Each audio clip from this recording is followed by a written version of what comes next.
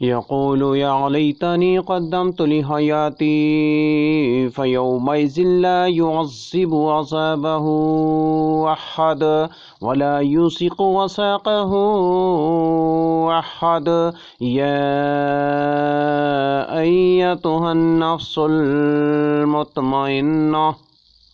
ارجعي إلى ربك راضية مرضية فادخلی فی عبادی وادخلی جناتی۔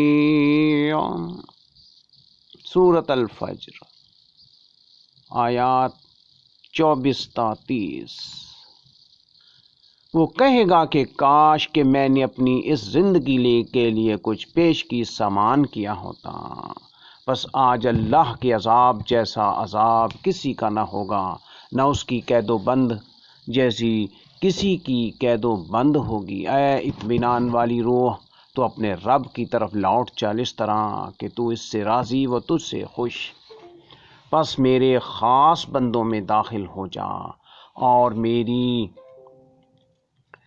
جنت میں چلی جا۔